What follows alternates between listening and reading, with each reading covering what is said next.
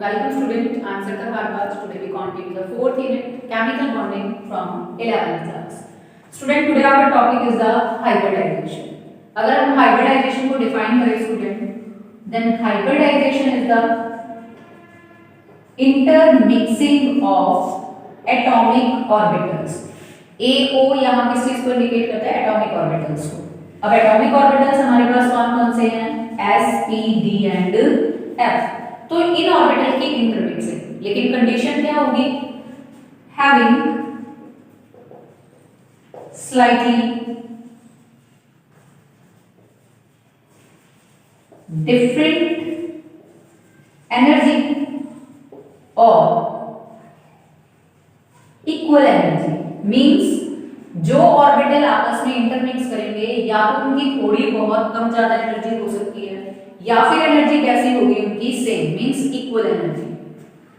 And there is redistribution of energy takes place. Means अगर दो orbital आपस में इंटरमिक्स करते हैं और उनकी एनर्जी कैसी है? डिफरेंट, तो उनके बीच में रीडिस्ट्रीब्यूशन ऑफ एनर्जी होगा, जिसकी वजह से क्या होगा? There is formation of new orbitals, और जो वो नए ऑर्बिटल्स बनेंगे उनके पास कैसी होगी? Same energy, have same energy। Means हम ये भी बोल सकते हैं कि जो न्यू ऑर्बिटल्स होंगे वो कैसे होंगे? Degenerate. And these new orbitals are known as hybrid orbitals। और जो नए degenerate orbital बने जिनके पास सेम एनर्जी है after the redistribution of energy, उन्हीं का नाम हमने क्या रखा? Hybrid orbitals. And that complete phenomena is known as the hybridization. अब स्टूडेंट, जो हमारे पास हाइब्रिड ऑर्बिटल्स बनेंगे तो वो कितने बनेंगे? जितने एटॉमिक ऑर्बिटल्स इंटरमिक्स करेंगे या इंटरमिक्सिंग में जाएंगे उतने ही हमारे पास क्या बन जाएंगे? New hybrid orbitals. It means अगर हमारे पास दो एटॉमिक ऑर्बिटल इंटरमिक्स करते हैं तो हमारे पास क्या बनते हैं? दो नए हाइब्रिड ऑर्बिटल। अगर चार मिक्स करेंगे तो चार नए हाइब्रिड ऑर्बिटल्स बनेंगे। सेकेंडली स्टूडेंट, हमारे पास जो हाइब्रिड ऑर्बिटल बनेगा उसकी जो शेप होगी वो इस तरह से होगी। One is larger lobe and other is smaller lobe. ये आपको इस तरह से इंडिकेट होगा। मान लिया हमारे पास एक s ऑर्बिटल है और दूसरा ऑर्बिटल मैंने यहां पर कौन सा लिया? p। तो अब ये दोनों आपस में क्या करेंगे? इंटरमिक्स। इंटरमिक्स होने के बाद ना तो s वाली स्फेरिकल शेप रहेगी ना p ऑर्बिटल जैसी डम्बल्ड शेप रहेगी। दोनों इंटरमिक्स करके कैसी शेप में आ जाएंगे? इस तरह की शेप में। One is the larger lobe and other is the smaller lobe. जो ये लार्जर लोब है वो किस चीज को इंडिकेट करता है? Larger electron cloud. मींस यहां पर इलेक्ट्रॉन डेंसिटी ज्यादा है। अब स्टूडेंट, s ऑर्बिटल भी इस शेप में आ जाएगा, p ऑर्बिटल की भी शेप यही हो जाएगी इस तरह से। तो सेकेंड कैरेक्टरिस्टिक यहां से हाइब्रिडाइजेशन का हमारे पास क्या आएगा कि after the formation of the hybrid orbital जो आइडेंटिकल शेप्स होती हैं s, p, d और f ऑर्बिटल्स की, वो कैसी हो जाती हैं? चेंज, और सभी एक जैसी शेप को एक्वायर कर लेते हैं। और वो शेप कौन सी है? ये वाली, जिसमें क्या होगा? एक स्मॉलर लोब और एक कैसा होगा हमारे पास? Larger lobe. Next characteristic student हमारे पास क्या है कि जो हाफ फिल्ड है और जो फुली फिल्ड ऑर्बिटल्स हैं they take part into the hybridization. Means half filled हो या फुली फिल्ड एटॉमिक ऑर्बिटल्स हो, these all take part into the hybridization. For example student, अगर हम इसमें एग्जांपल लें किसका? मीथेन का।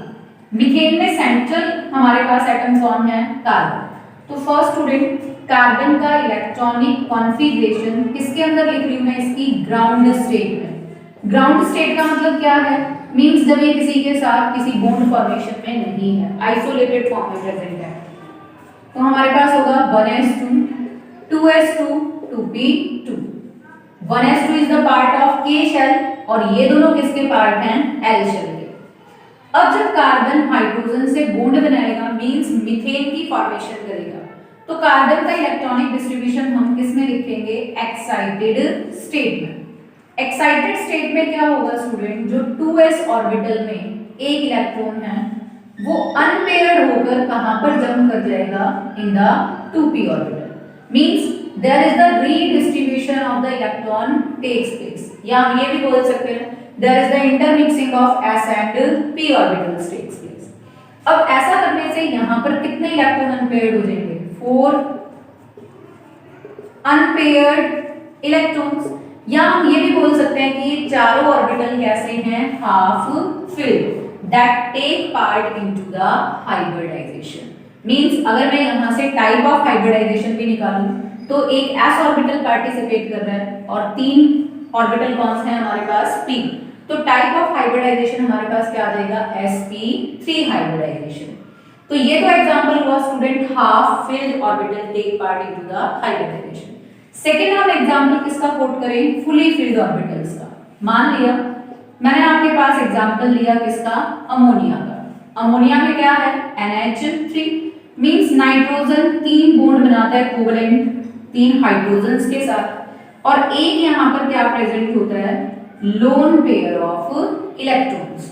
अब स्टूडेंट नाइट्रोजन के एटॉमिक नंबर 7, ग्राउंड स्टेट में इलेक्ट्रॉनिक कॉन्फ़िगरेशन दिस वन। और अगर मैं नाइट्रोजन का इलेक्ट्रॉनिक कॉन्फ़िगरेशन लिखूं किसमें? एक्साइटेड स्टेट में, तो इसका electronic configuration ground state as well as in the excited state same यही रहेगा 1s2 2s2 2p3। ऐसा क्यों? क्योंकि student there is no any vacant orbital. जैसे कार्बन में तो यहाँ वेकेंट ऑर्बिटल था 2p का, तो 2s का एक इलेक्ट्रॉन अनपेयर्ड होकर यहाँ चला गया। But in case of nitrogen यहाँ पर तीनों इलेक्ट्रॉन हैं ऑलरेडी, यहाँ पर कोई वेकेंट ऑर्बिटल है नहीं, और 2d ऑर्बिटल नॉट पॉसिबल। अब ना तो 2d ऑर्बिटल पॉसिबल है, ना आपके पास 2p ऑर्बिटल में वैकेंसी है, तो 2s का ऑर्बिटल यहाँ से जो इलेक्ट्रॉन्स हैं वो अनपेयर्ड नहीं हो पाएंगे। अब यहाँ पर क्या होगा स्टूडेंट? जो ये 3 अनपेयर्ड इलेक्ट्रॉन हैं मींस 3 हाफ फिल्ड ऑर्बिटल्स हैं, ये पार्टिसिपेट करेंगे किसमें? हाइब्रिडाइजेशन में। साथ ही साथ जो आपकी लास्ट वैलेंस शेल में 2s है मींस ये लोन पेयर ऑफ इलेक्ट्रॉन है, they also participate into the hybridization. Means 2s में फुली फिल्ड है और ये तीनों कैसे हैं? Half filled. Then it means the fully filled as well as half filled atomic orbitals take part into the hybridisation.